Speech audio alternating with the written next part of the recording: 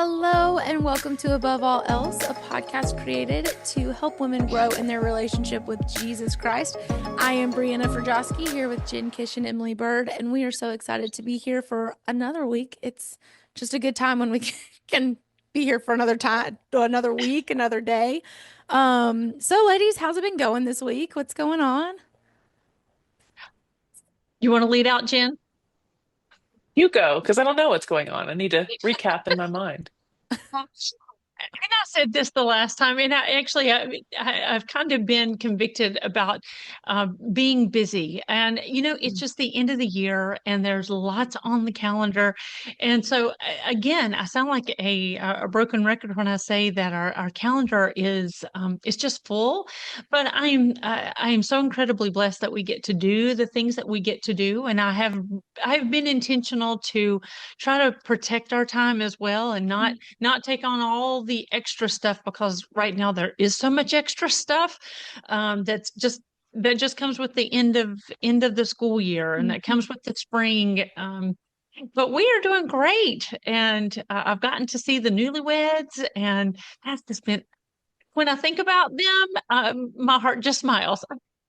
So they're doing so well, and anyways, life is good in this house. So I'm grateful. I am ready for some rest though. I'm ready to take some stuff off of the agenda. So a few more weeks. Yeah. We're in the home stretch. Feel bad. Yes. And we're sort of in a similar matter of fact, my 14-year-old who communicates frequently with your 14, is Lindsay 14? It's weird when I say Lindsay. Almost, She's, yeah, okay, almost. almost. So she's two Um, weeks shy. yeah, yeah. Not So quite. she was saying, we've been trying to get a date together to talk on the phone, and she's got this or I've got that. So I know they've been trying to get together for over a month. So our schedule is reflective of yours. However, everything comes to an end for us this week. So co-op actually ended last week, and all of our sports end this week, volleyball and soccer, and I guess we have 2 more weeks of dance. But so I'm also looking forward to a little summer slowdown. Yes. Check another year Yes. off of Yeah, my list. Everybody Oh, goes up a grade and oh, it's exciting. that I it did is. I did pay for our membership to the pool the other day, and who Yes. knew that the pool opens the first week of May? ooh, Oh, fun. wow. Ours isn't So open until the last week of May. yeah, Listen, it's like it's hot Memorial enough. Day. They're like, listen, Yay. it's hot That's as true. They're hotter in get Augusta, out. It and And you was, guys yeah, are. it yeah, was 92 yesterday. absolutely So not. Nope. Yeah. Nope. It's too soon for all that nonsense. The Lord no. will not, can never call me that. I thought that south of Macon, I was like, never south of I would never go south of where I am right now because maybe Never, to never. Dalton, Say maybe. never. Look, the Lord knows that I'll just complain the whole time until He gives me somewhere that's cold. He just knows. Oh Well, man. Jason Bird, we're still doing hurricane cleanup, and I had a training. I was gone all day yesterday, and so when I got back home at 4 o'clock, I mean, I saw the smoke rising, but Jason Burr was burning brush in that heat. Oh, sweetheart, he was sopping wet. Oh, yes. The days, but the burn ban starts, very, very soon. So it's like, we're going to burn all these limbs. We got to do it now, even if it is 92 degrees outside. Mm. Oh, bless his heart. Too I soon, too felt so soon. terrible that I wasn't there to help him. I helped him when I got home, but oh, No, we walked around downtown Chattanooga yesterday because it was the Cornbread Festival. We didn't actually know that it was until we got down there and we're like, what's happening? And so we went over there and walked around a little bit, and that was fun because oh, it wasn't 92 degrees. If it had been 92 Right. degrees, I would have complained and been like, I'm going home. Like, we're not doing this. I don't do my body is I'm always on fire. It feels like Joseph says all the time, he's like, you're like a volcano. Yeah, that's why I need you to set the air at 65. And if you bump it up to 72 ever again, like it's gonna croak. oh, I'm like dying. And he's like, it's so cold. I'm like, oh my gosh, I'm dying. But I mowed the grass yesterday, so in our house, I have to mow the grass because the pollen is so bad. Let me rephrase. I get to mow the grass because I love to mow the grass. It's time when nobody bothers me. I'm just listening to I literally was listening to my Real Dictators podcast yesterday, just listening to all these leaders through history. And I was just mowing away, mowing away. But it was so nice. It like 5, 6-ish yesterday. Like it just felt nice. So, but I mow the grass because Joseph is so allergic to outside. He mowed our grass the first time we mowed it when we moved into our new house last spring, and he had to do breathing treatments for 3 weeks. And I was like, absolutely not. This is not a show of your manliness. Like, this is a show of let me serve you in this way and do this. Also, you get to take care of the girls. And so, but no, so I just didn't want it to come across like my husband doesn't mow the grass. If he did, he would die. So he does not mow the grass because I like him living. Um, but it was just so nice yesterday in the afternoon. 92 would have driven me further north for sure. I love to mow. I love to mow the grass. The smell after it's, oh Yes. man, yes, I love it. I love it. We used to have a push mower when I was younger. And I remember my dad banned me from mowing because when I was younger, I didn't realize that the way you go makes lines in the yard and everybody will be able to see how you mowed. And he said, our front yard looks like a dadgum racetrack that just crossed over and there's eights. And because I didn't know, I was so young. And he was like, you're not allowed to do this till you get a little bit older. And I was like, okay. But now it's my favorite thing. And I mow in straight lines. I attempt to mow in straight lines. But oh Oh, man, but it's getting close to the end of the school year for us. We are 3 weeks away. Like I was telling my kids the other day, we have like 17 days left, something like that. So we're getting close. But it's just an exciting time. And it is. um, I mean, we're signing contracts for next year and all that stuff. So it's been good. It's a very bittersweet time because I love my sixth graders and I don't want them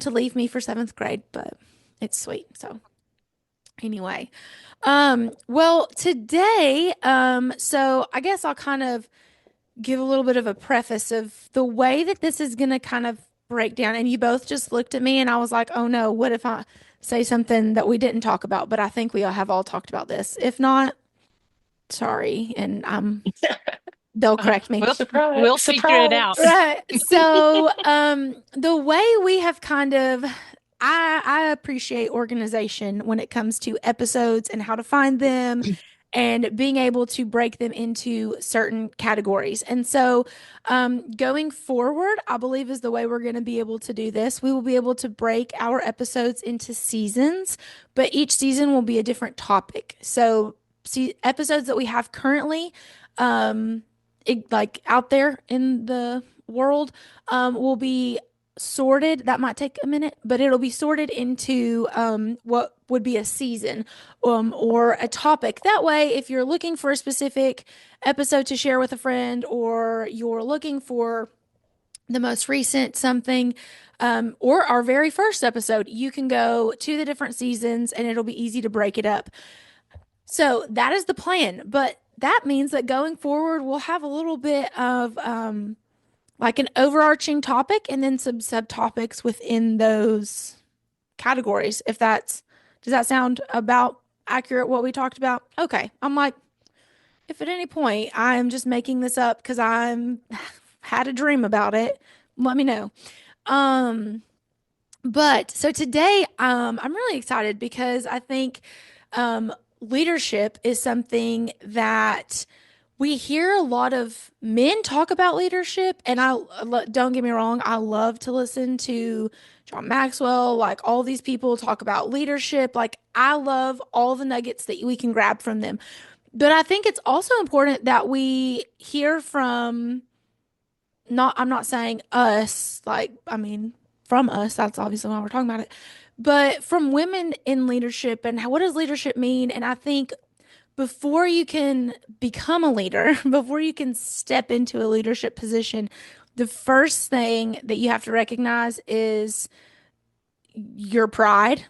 like you need to be very aware of your pride, but the opposite of that would be humility, right? So we need to lead with humility. And so I today I think talking about the importance of leading with humility, why we do that for women, why it's important. I mean, it's important for men too, but we're speaking to women. Unless you're a man out here listening and you can gain some wisdom too, it's fine. Um, so I want to like bounce past it, but I don't know who to bounce past it to. So I will say a phrase or a question and you guys just jump in. So I guess we'll start with basics, right? So why is humility in leadership important? And go. Well, obviously it's important because Jesus is the perfect example of humility. He's referred to as a shepherd, and if there's any more humble position that someone could have served in the Bible, it was a shepherd. They were at the bottom of the totem pole of the categories of all the different jobs. So he is the humble servant, and if we are to lead and base our leadership off of the one who we want to strive to be more and more like through sanctification. It's Jesus. I read a meme. Oh, gracious. I can't remember who posted it, but the question was, what would you do if you had one day left to live? What would you do? And I thought about that for a while. What if today I've had 24 hours left? How am I going to spend that time? And I'm thinking about I'm going to spend time with my family. I'm just going to really, really, just be make concerted effort to just tell them how much I love them and and calling friends and telling them I love them. But, Jesus had 24 hours left. And what did he do? He washed feet. I would not have been washing dirty feet, especially the feet of the man I know who's going to betray me. Wow. And since seeing that meme, I really have well, it's just one that stuck with me, and to really make the most of the time that I have. And Uh, I've got to remember that the Lord has put me on this earth not to glorify myself, but to glorify Him, and we glorify Him through service, and it's through humble service. And if I'm going to be a leader, and I think women, we are leaders. Whether you are actually leading a group of women at church, whether you're a teacher, we are still in leadership. I'm leading children right now. The Lord, my main mission field is my home. And he has given me four girls, one of which has already flown my nest, one who's getting ready to fly the nest, but I'm still leading definitely two girls who are moldable. And if I'm going to have an example for them, I've got to teach them how to serve. And we are intentional to and things that they don't always like to do. But hey, we're going to go clean someone's home who, they're sick right now and they can't do it. So we're going to go do that, or we're going to go serve at the soup kitchen, or we're going to just write a note to somebody who's really down and out. I try to not only exemplify that for my girls, but I get them to get them to dive in as well and be a part. So I think we have to show them leadership, and that kind of servant leadership doesn't come by just me saying it, but I've got to demonstrate it. And a lot of those, there's not very many. There's not many, very many ways to serve that are glorifying. It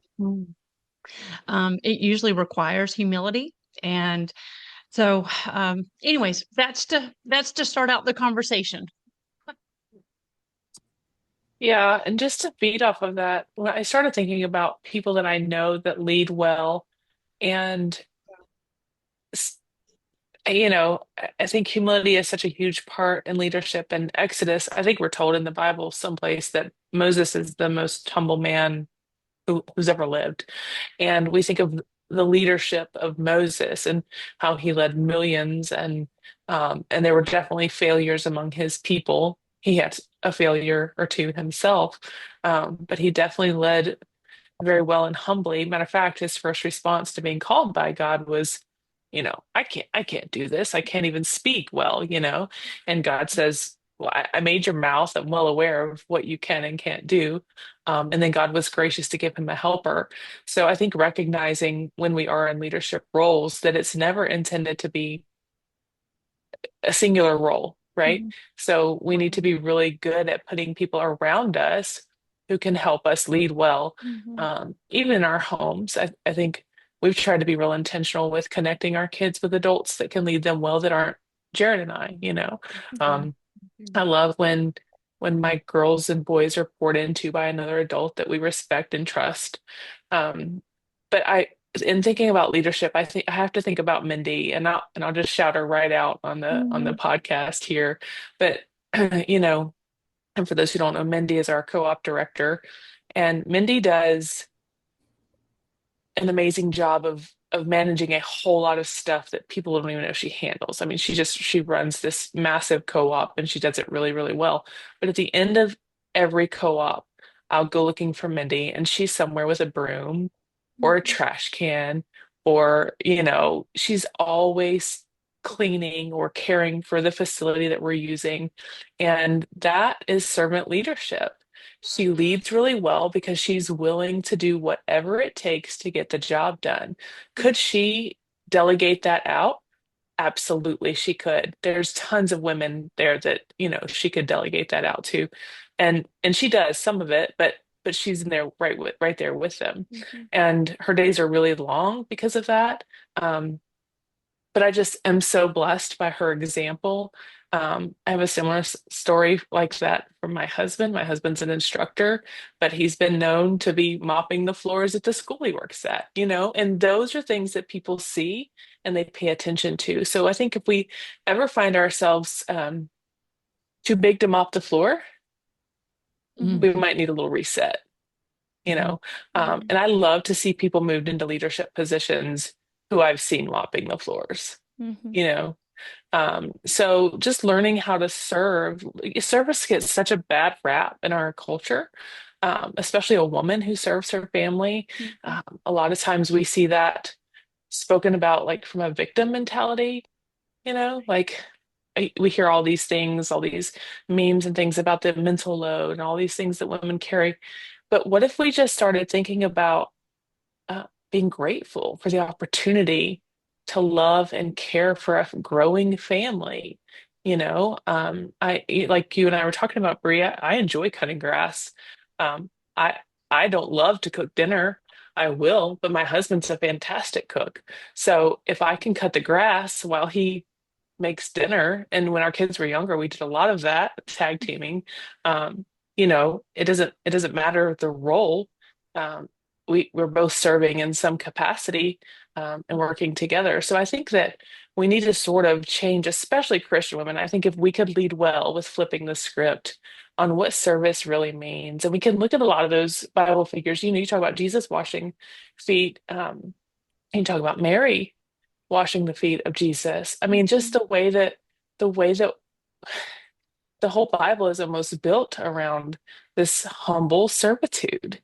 And we've linked it with a negative connotation, but there's just very little that's more fulfilling than serving and caring for people around us. I think that the opposite is true when we are self-indulgent or we just like you were talking about that last day. If you were to spend that last day indulging on all things that are pleasurable for you, at the end of that day, you're probably going to be a little sad. You're going to feel like you wasted your day. So service is definitely fulfilling. I think it keeps you humble when you serve well in leadership from top to the bottom, whether you're on the stage or you're mopping the floors. If you're on the stage, you probably also need to mop the floors just to keep a little bit of that humility. Agree. Yeah. One of the things that I, on that note, appreciate about the way that Passion City does their like teams, because we went to a worship conference at Passion City a few years ago. And before you can serve on the worship team, you have to work in the parking lot. Before you have to be a door holder. And that's what they call them. They're volunteers, like they're door holders. And that's what they do. They greet, they hold doors, they tell people where to park. And before you can be on the stage, you have to spend so long doing this. Like, because if you can't serve here, you can't hold this door open for somebody because you're too big for your britches. And you might be super fantastic and very talented. That's amazing. We love that for you. But at the same time, if you can't hold this door open or you can't greet people as they're coming into church, if you can't do those things, if you can't, tell people where they can park or hand out, I don't know, some churches do like little bulletins or whatever, then you don't serve in the spotlight. Like, not in the spot, you know what I mean? Like, because once you're up there, it's not about you anyway, it's about Jesus. But like, where's your heart? If your heart is truly to serve the Lord from everything that you are, you're fine in the parking lot and you're fine doing this because it's out of an overflow of your heart that you're doing this instead of, oh, well, I get to do this to be on stage, because that is the fastest way to pull people out of, like, oh no, they didn't make it into their 6 months as a door holder because they weren't okay with being a door holder. They thought they needed to be on stage. It's like, well, that's unfortunate that that was your Mm. heart. But anyway, that just kind of, yes, if you're on the stage, you mop the floor. You stay late, you mop the floor, you do all the things. It doesn't, just because you're up there and yours is the face they see, doesn't mean that you don't do the other things. Sorry. Emily, you were going to say something and I Oh, went on no, that. Sorry. I've had two or three different things going in my mind. I think it's James that he says, humble yourselves before the Lord and he will lift you up. I think it's James. We're never good about those references. It is written. It is written. It's James 4. Anyways, but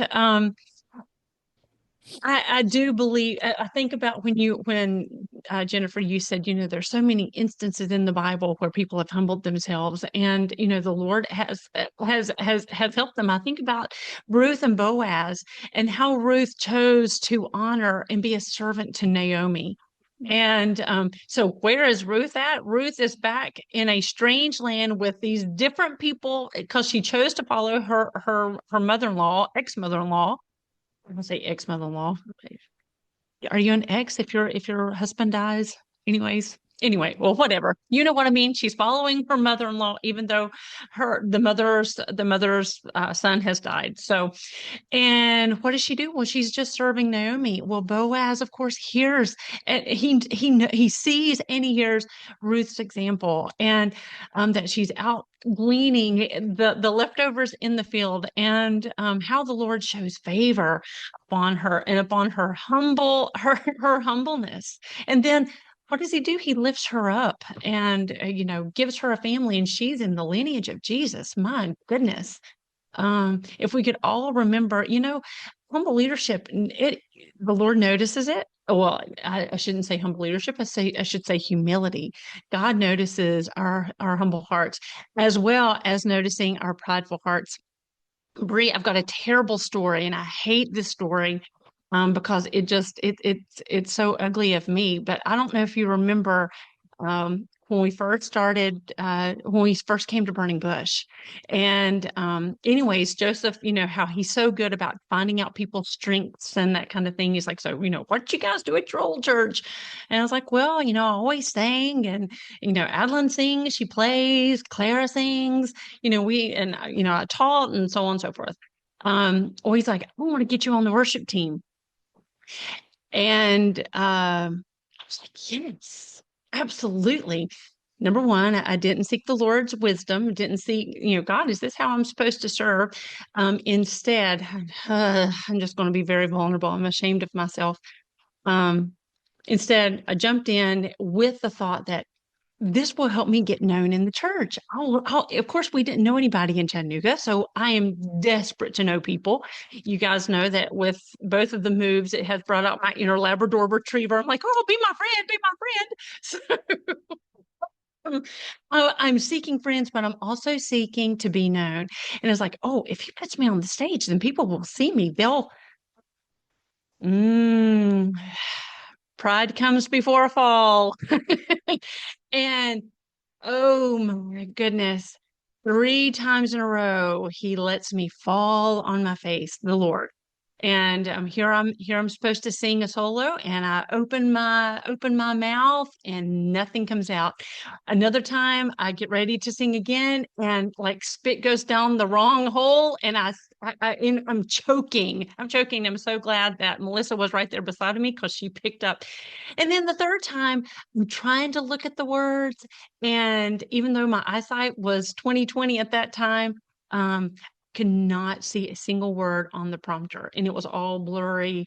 And it took three falls for me to really like, Emily, you are not singing with the right heart.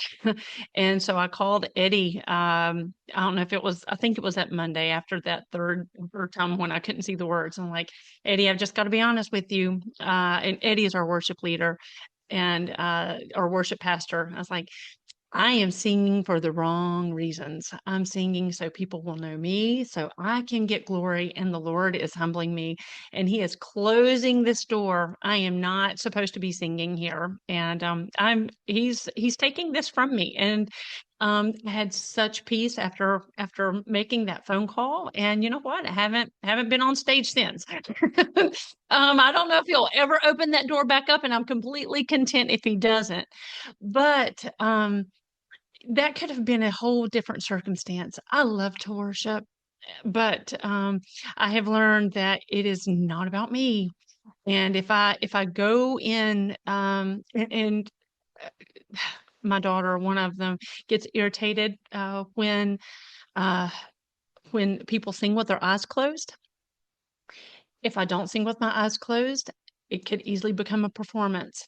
I have to close my eyes and have to really think about what I'm singing, and that those words are truly worship words from my heart and not it's not about me. So he's still teaching me, and that's been since 2017. So shameful. I think it's very important though. I think you make a really good point that humility takes intentionality, you know. Mm. And I can't hear myself saying this out. Can you guys still hear me? Okay. So I and similar, Emily, um, at home well in South Carolina when we were there, um, I taught a class for 5 years. Every Wednesday night, I taught the Bible verse by verse, and I loved that season of my life. So when we moved here, I was hoping that we could find a place where I could jump in and do that again. And the Lord didn't really open a door for that. He opened a door for me with first and third grade boys in Awana.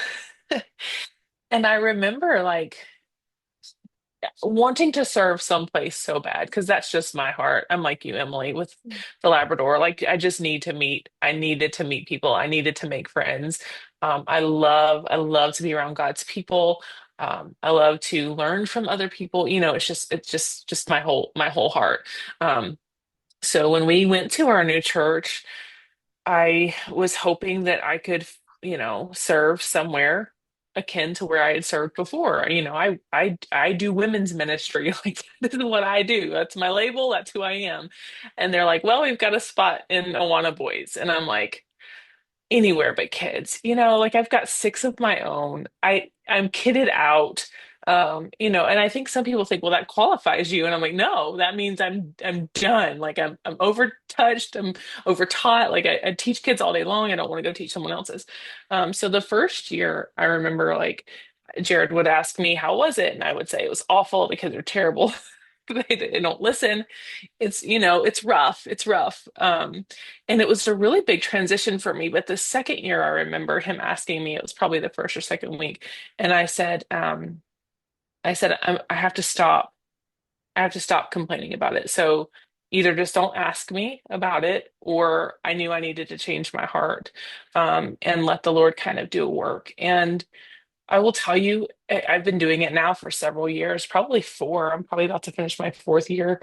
Um, and I kind of love it. I mean, it took a really long time, but I have seen these little boys really, really learn a lot about the Word of God. And I get really excited to teach them the Word of God. Um, and I mean, it's very, very humbling because again, I don't consider that to be my calling, you know? It's not, I don't feel like I'm best suited to teach little kids. But the Lord has really shown me something about trusting him, like in his where he places you. And ironically, I've made some really close connections with the women that have taught with me over the years. It's kind of changed every year because nobody wants to stay, which is fine. You know, first and third grade boys are scary. So typically they'll serve like a year and then they move on and they have to find me somebody new to help. But it's been a really humbling experience. Um, but I'm really kind of grateful for it. So I understand what you mean, Emily. That sometimes where we want to serve, to be noticed or to be known even, and not that it's all, I don't know that it's all bad or ill-intentioned. It is generally that, maybe we want to make connections. But now my best friends have to be first and third grade boys rather than their mothers, who I would much, much prefer to sign up to serve. But it's kind of interesting where we think we fit versus where God puts us.